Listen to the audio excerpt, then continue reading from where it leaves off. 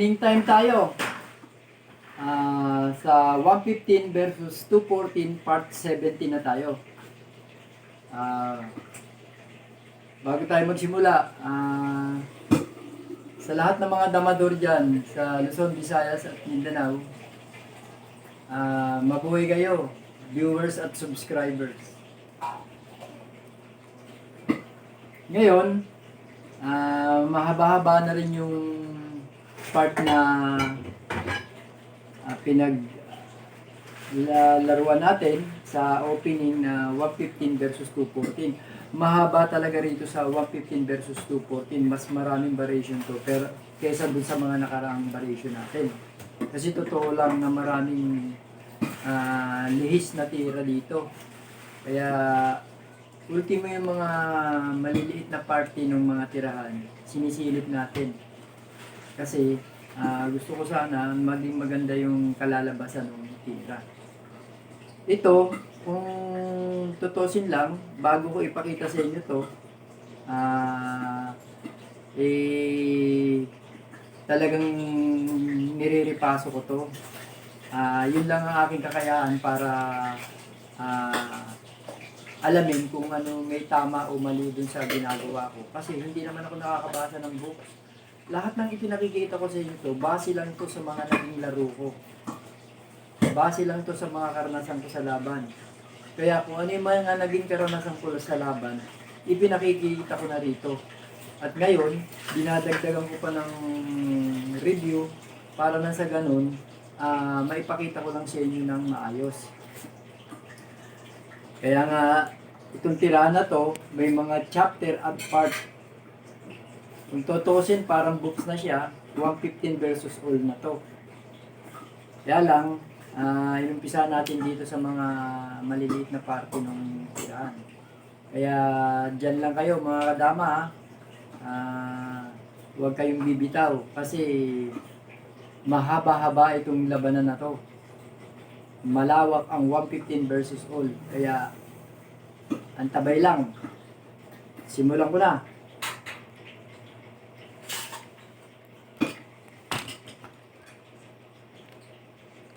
Okay na.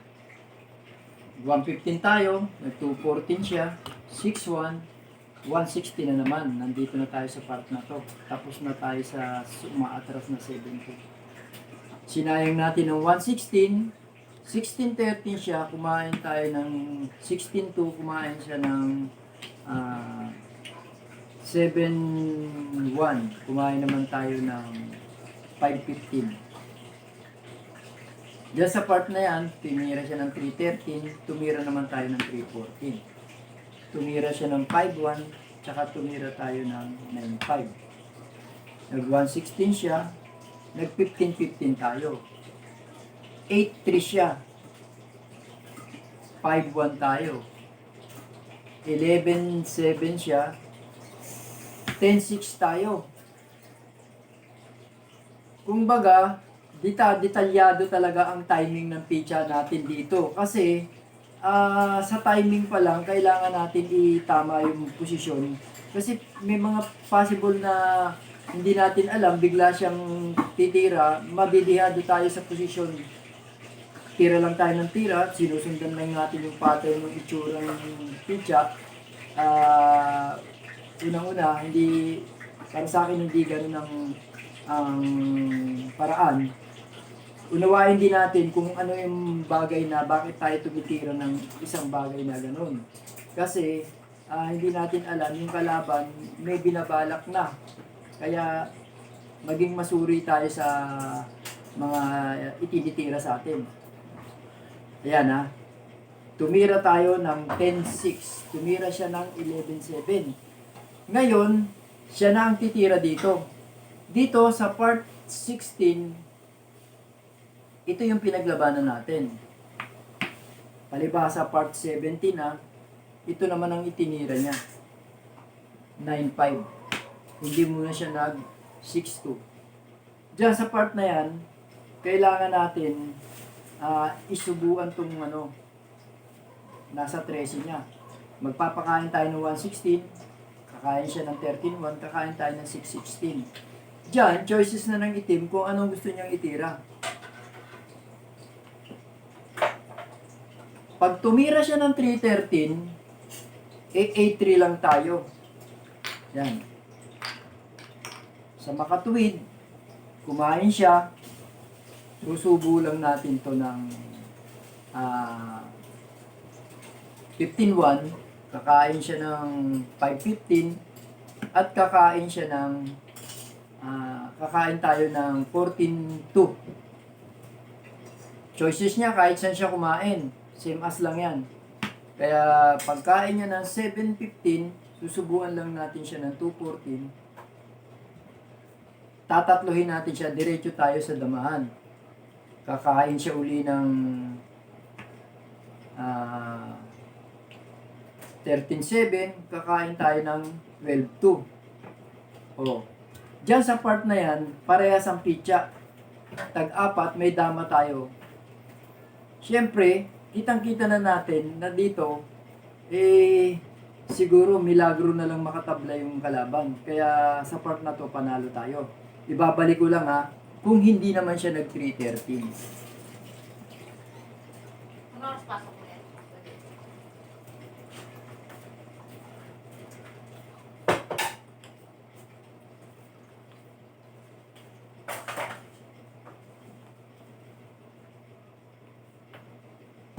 Ano oras pasok yung batit? Umalis na.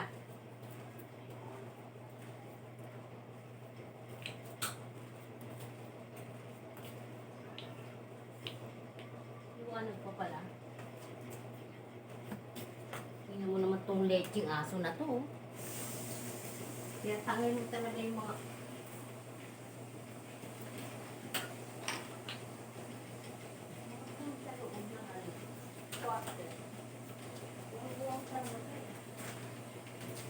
Pagnihan ko kaya itong... Sabi ko, bumili ka ng bulisag ng busalan ng bunga nga niyan. Yan. Naiinis na ako din. Kanina, after nasubuan natin ng 116, kumain siya ng 31, kumain tayo ng 616, sinasabi ko nga na kung sakaling mag 313, may panalo na tayo, mag-A3 lang tayo. Ngayon, hindi naman siya nag 313 dito sa part na to. Sa palagay nyo, ano pang posible niyang pwedeng itira? Ang 6-1, hindi na natin to babarationan kasi kitang-kita naman natin na nakabitin lang yung isa, lamang na tayo. Hindi niya rin posibleng gagawin. Doon lang sa mga part na hindi akalain. O, ayan. Halimbawa, sumubo naman ng 314. Pag subo niya ng 314, kakain tayo ng 16-2. Kakain siya ng 6-14.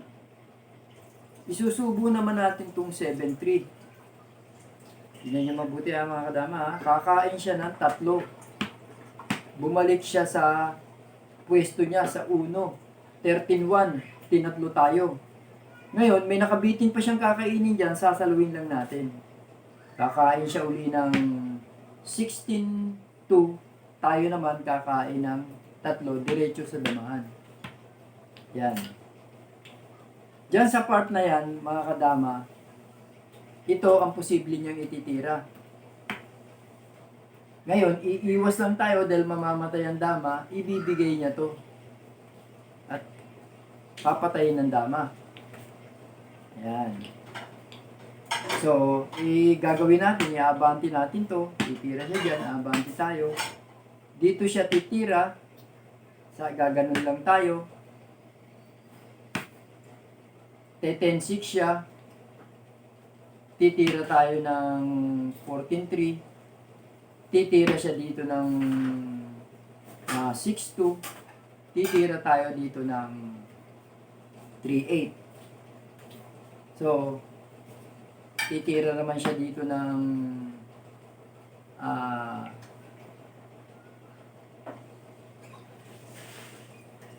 215. Magsasacrifice na siya. Pagkain natin dito ng 12-3, titira siya dito. Ngayon tayo, sasayang lang dito. Ngayon, iilag siya rito, kakain tayo doon. Dadama siya sa G's. Tabla. Dito sa part na to, tabla. Doon sa binigay na nag 314.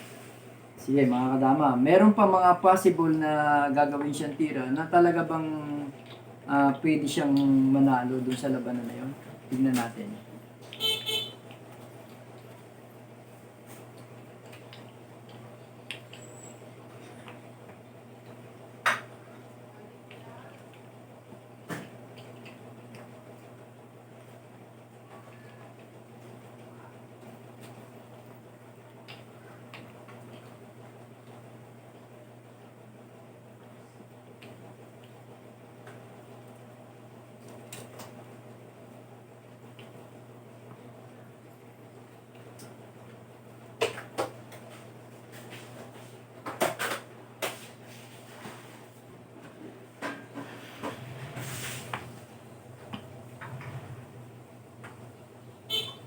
Ayan. Ito ay sinubo niya, kaya nagkaroon ng tablahan. Ngayon, kung hindi naman siya sumubo at ito ang itinira niya, si 1613 lang tayo, pwede siyang pumunta rito. Same as lang yan, susubuan lang natin ng 7-3, pagkain niya ng 3, sabay gaganon lang tayo ng 11-7. Kakain siya ng 16-2. Kakain tayo ng 3 diretso sa dama. Dito, sa part naman na to, kung gaganunin niya, hindi naman mamamatay ang dama natin dahil dito lang tayo pupunta.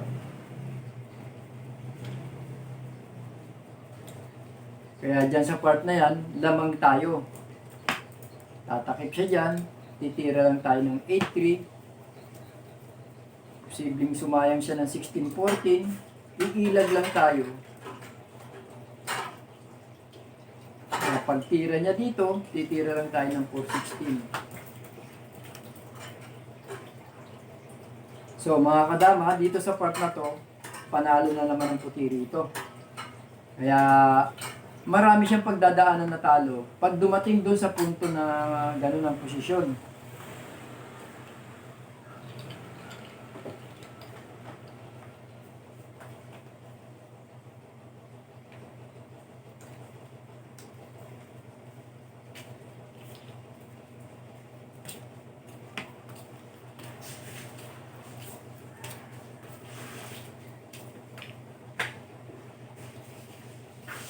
Ayan, mga kadama.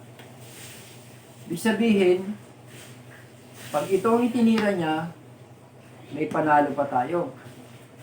Ito pa rin ang itinira niya. 16-13 pa rin tayo. Imbis na nag 3-14, ito naman ang itinira niya. Yan. Diyan sa part na yan, medyo balansin na itong tirahan na to.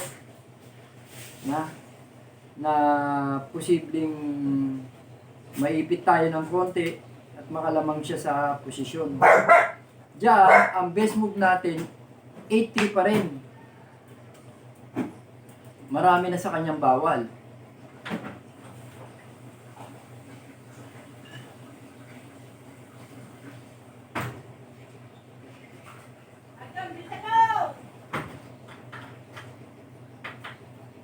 Bawal ang 10-6.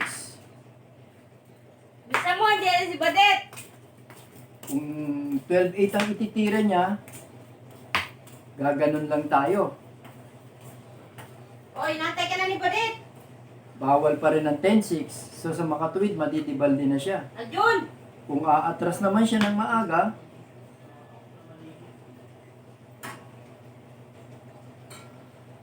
Sasabay ka pala, hindi ka pa kanina. kakain lang tayo dito, kakain lang doon, at gaganon lang tayo. Ahead pa rin tayo sa posisyon. At posible pa rin siya ng malamangan dito. Kaya mga kadama, Ay, mo na yung after na timba. tumira siya dyan sa ganyang part, Kasi tumatulo naman yan. ayan, 12-8 ang itinira niya, 8-3 din ang counter natin. Ngayon, kung hindi naman 12-8 ang itinira niya, ayan, kung hindi naman 12-8 ang itinira niya, ito ang itinira niya. 2-15, 7-2. Siyempre, kakain tayo dito. Sa walang ganti.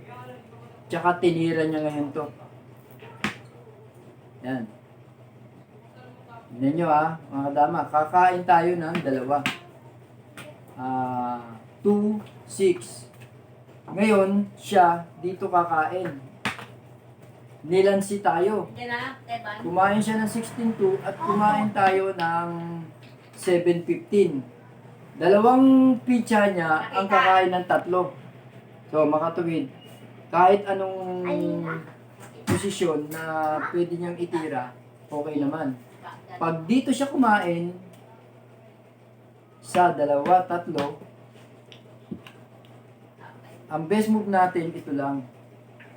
11-7. Kakain siya ng 10-2 at ipapakain natin itong 15-14. Sa makatuwid, uunahan niya tayo dahil magagawal na siya sa tira. Titira tayo ng 14-2 rin. Titira ngayon siya ng 16-14, dadalawahin na natin. Kaya, umabot sa ganito, tabla talaga. So, makatuwid, may mga panalo tayong ipinakita at may mga tabla tayong pinakita. Yun talagang, yun ang kinauwian ng laro. Hindi natin maiiwasan yung draw. Kasi, sa lahat ng labanan, kamalian lang ang katalunan. Ulitin ko uli. Sa simula kong inumpisahan itong pagbablog ko, sinabi ko, ang panalo sa dama ay yung pagkakamali nung kabilang side, kabilang panig. Kaya tayo nanalo dahil una siyang nagkamali. Pero kung perfect ang tira ng pareho, draw lang ang dama. Yan yung sinasabi ko. Na draw lang talaga ang dama kapag parehas tama ang itinira. Kaya dito, ipinapakita ko lang na yung perfect move ng kabilang side na kung tumama, tabla. Ngayon, ipinakita ko rin na yung mga posibleng daanan natin ng panalo pag nagkamali siya. Kaya sana mga kadama, patuloy lang tayo dun sa tama at para sa nakakabuti, para sa nakararami. Mabuhay kayo at maraming salamat sa pagsubaybay nyo. Kita-kita tayo uli. Huwag niyong kalilimutan ng victory. See you soon!